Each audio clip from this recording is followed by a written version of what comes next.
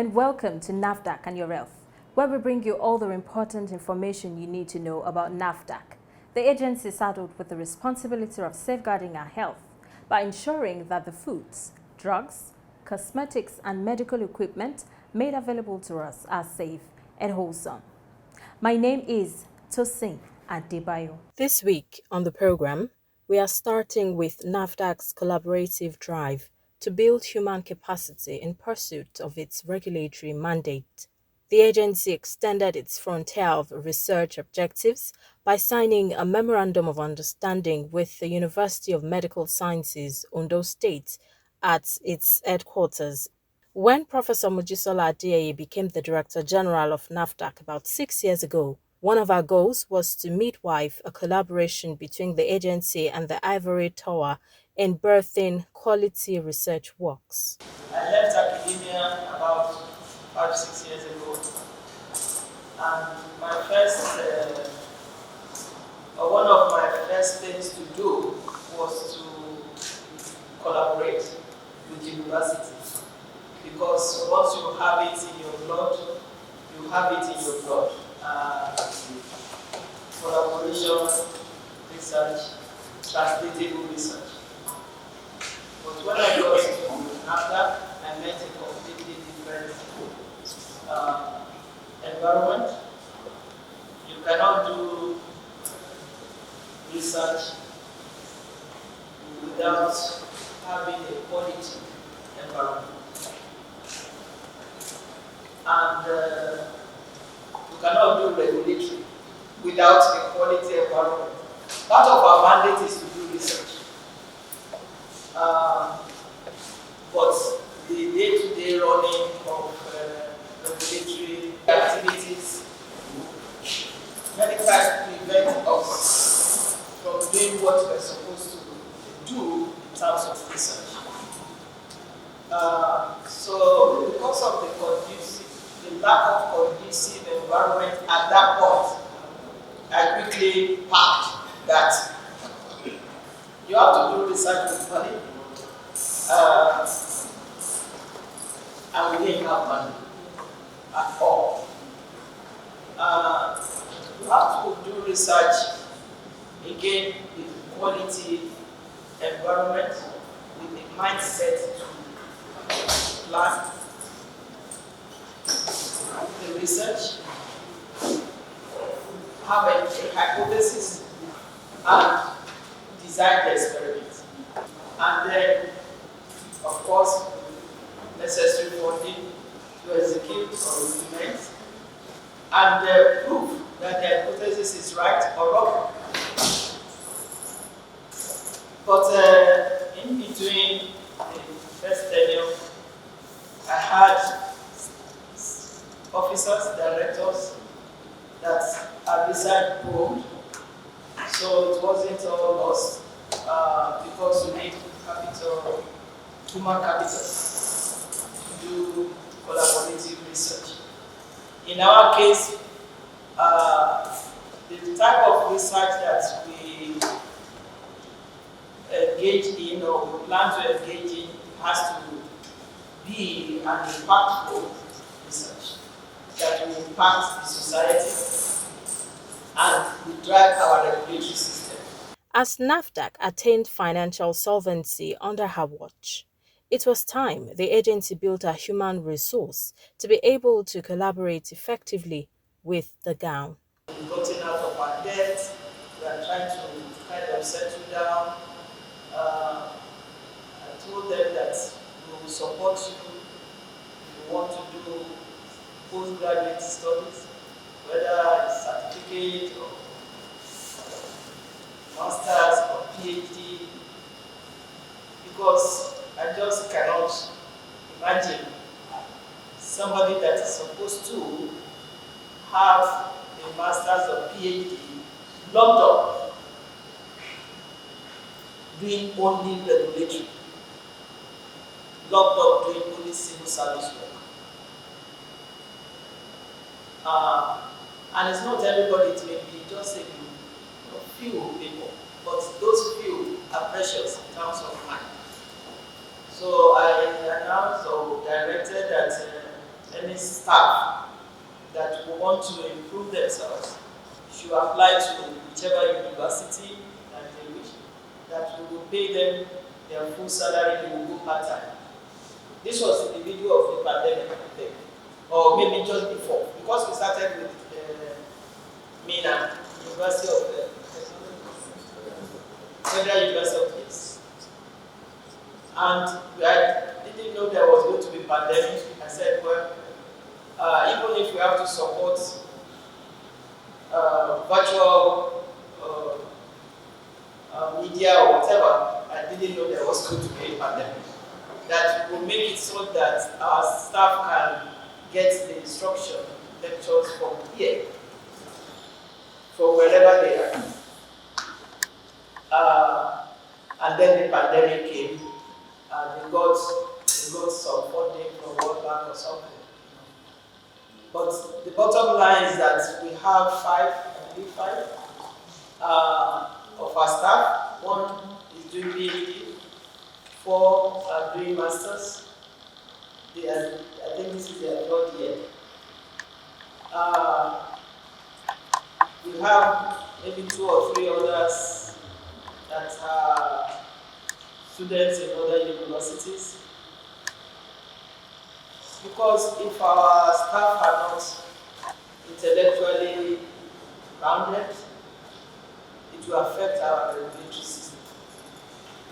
This meeting between the town and the gown emphasizes the role of science and research in building a healthy nation. So I was glad that the relationship kept being built. Again, a country that puts emphasis on science is a country that has future. A country that does not put emphasis on science is a country that will not have.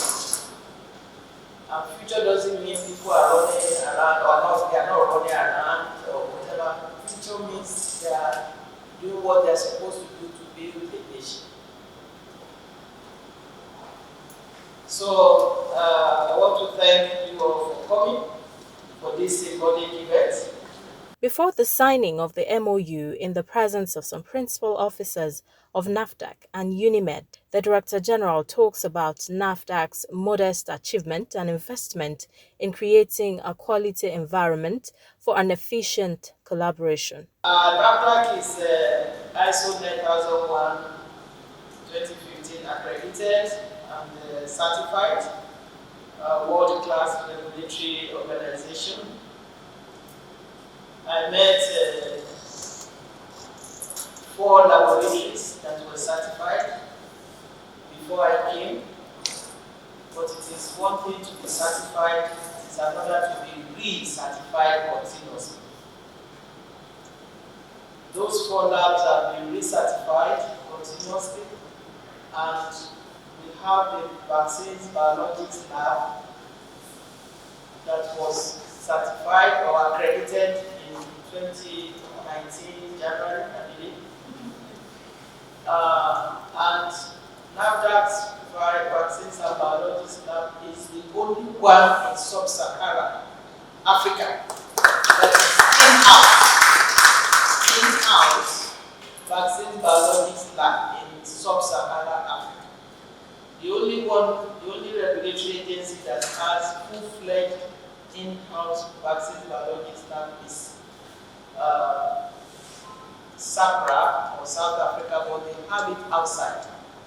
The contracts, they have a contractor lab that they use, but we are the only one that have in-house biologics vaccines lab.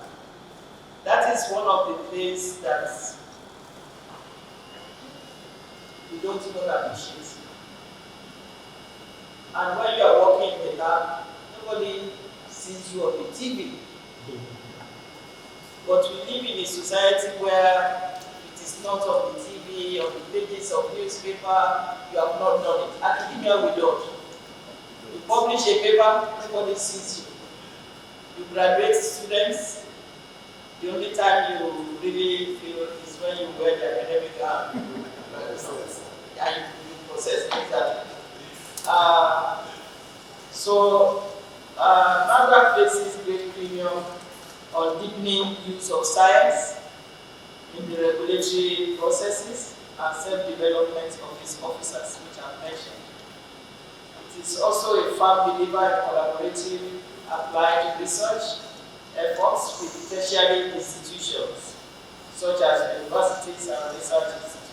However, such research and studies are accentuated on projects and programs, leading to improvements in methodologies, development of robust regulatory policies, consumer and health product development, data generation, deployment, and things like that.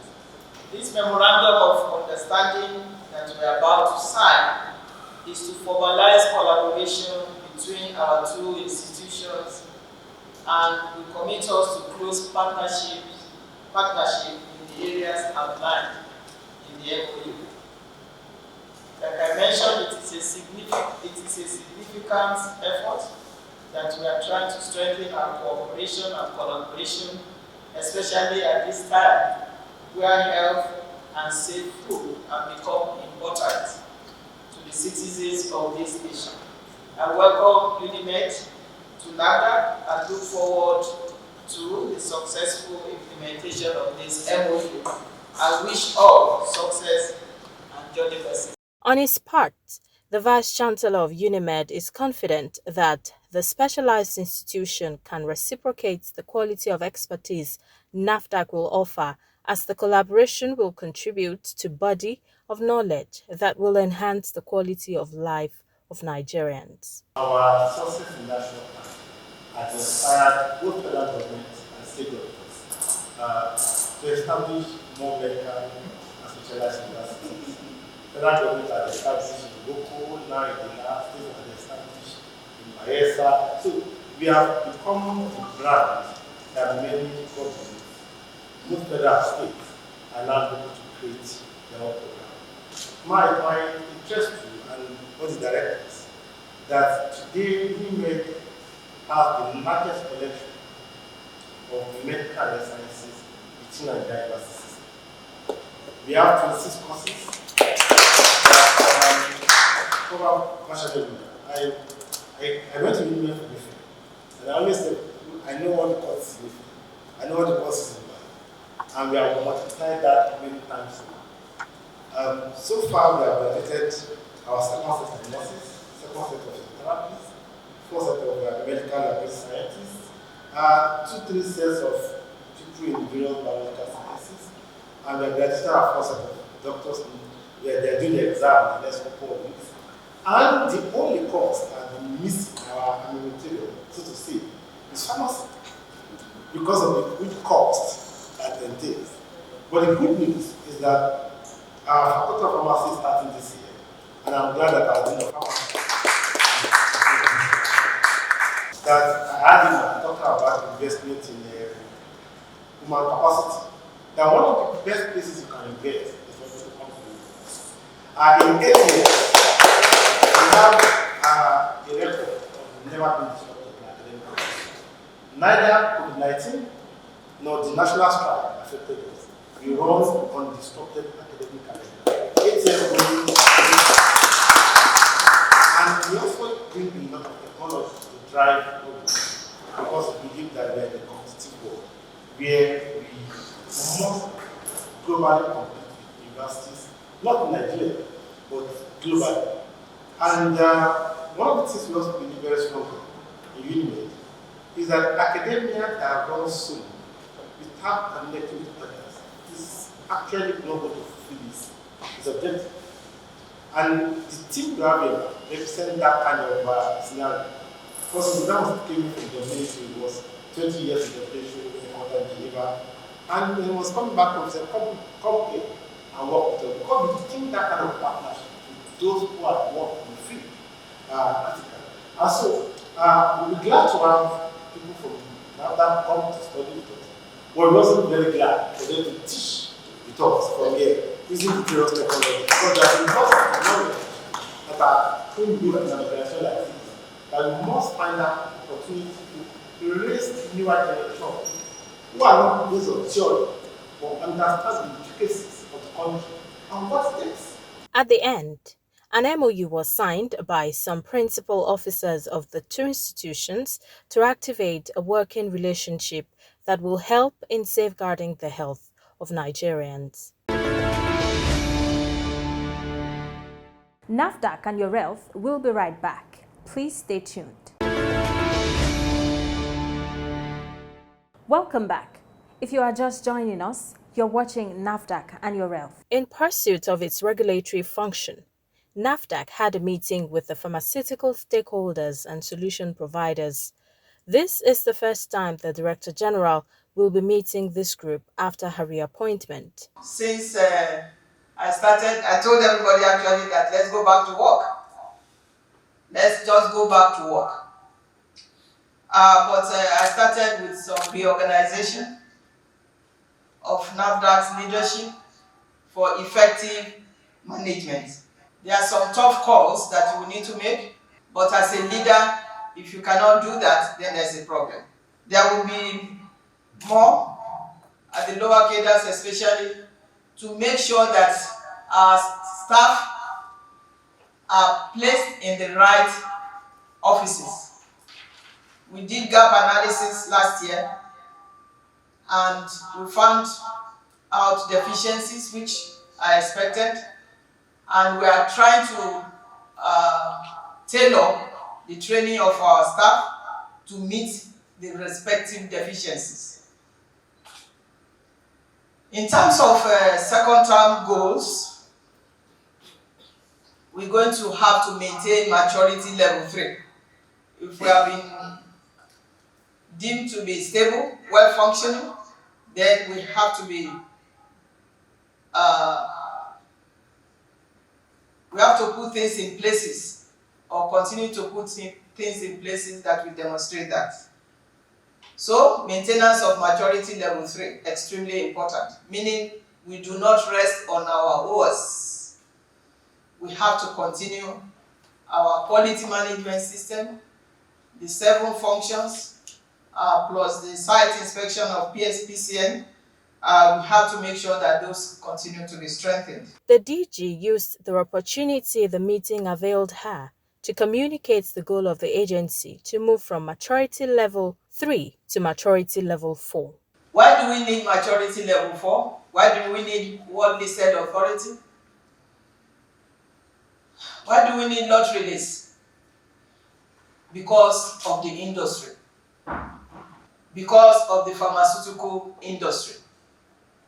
That is the trade part of it. The health part of it is primary. There is no doubt about that. The health part of it is so that our people will be more confident of the medicines that they take, so that we can mitigate substandard falsified medicines to a very, very low prevalence. But I'm dwelling on the pharmaceutical industry and trade this morning. Why is trade so important? Because without quality, you cannot sell. Without good regulatory oversight, you cannot sell. You may sell for a short time, but on the long run, people will know. On the long run, some people will report, this medicine is substandard. That medicine is substandard. What we want to avoid is, when they say it's substandard, it will not come from Nigeria. So that we can foster trade, we can increase our GDP, increase our forex, reduce unemployment. Our roadmap or GMP roadmap was not punitive, it was a mirror for each company to see this is my status in terms of GMP compliance. It's not punitive, we gave CAPAs. And the exciting thing about it is our companies have responded positively. The government also supported by giving intervention funds for some companies to rejig their infrastructure. So few companies are abandoning what they had before because the CAPAs we gave them will make it so exorbitant to retrofit the old company. So category 3, The high risk want to be now category 2. Category 2 or medium risk want to be low risk. That is the power of GMP compliance roadmap. And I want to thank our staff in DER, of course, USAID that funded it through USP for that. In the course of the meeting, there were focus on registration and dossier review, issues on pre-registration, good distribution practice, and the need for a post-marketing surveillance department or unit, as well as the Act of Post-Marketing Surveillance, which the DG and officials of NAFDAC took the stakeholders through. FDA, which is the gold star of regulatory agency, has not arrived. 40-something years ago, FDA was in a bad shape. That was when we emigrated to the US, and I witnessed the National Assembly grilling FDA, but it was a good opportunity for FDA to be understood by the government in the US and to be supported by the government. There was a lot of loopholes that were filled, but the most important thing that came out of this is FDA turned around. They started the PDUFA, which is equivalent to the money that we collect from manufacturers in order to register their product. The government also started supporting FDA big time for all the user fees that FDA collects. Government matches it at least 100%, because they now realized after the down or the very bad position FDA was, that FDA actually needed to be all over the country because drugs were coming in from all over the country in terms of importation at that point. So that is part of why this dialogue is extremely important for us, so that you know where we are coming from and where we are going. So the reorganization of NAFDAC continues for effective management, and we're moving staff. One area that we never did as an agency for 25 years was good distribution practice. We started it in 2021, and it has opened our eyes to what we might have been doing for many years that we didn't do. The post-marketing surveillance division or department has already done more than 900 facilities over the last 2 years, and more. There are a lot of distributors out there, and for importers it's extremely important. Please note this: it is extremely important to know your chain. It is extremely important to know your chain, because we demand, whether it's importing company or local, to have a post-marketing surveillance department. And that's our package for today. Please join us same time, same station next week for a fresh edition. In the meantime, if you have comments, complaints, or you want to report activities of fake drugs or adulterated food product peddlers, our doors are always open. You can reach NAFDAC via toll-free numbers. For inquiries, call 0700 162 3322. For complaints, call 0800 162 3322. You may also email NAFDAC at nafdac.gov.ng. If you have complaints about any form of misconduct, you can reach the Reforms Unit via email, reforms@nafdac.gov.ng, or call the Reforms hotlines on 0909 763 0506 or 0909 763 0507. NAFDAC, customer focused, agency minded. Importing, producing, distributing, and selling fake drugs and cosmetics adulterated food, and so on are criminal activities that destroy lives. Join the fight against these heinous crimes by reporting any suspicious activities in your area to NAFDAC. Let's join hands to safeguard the health of our nation. See you next week. Stay safe.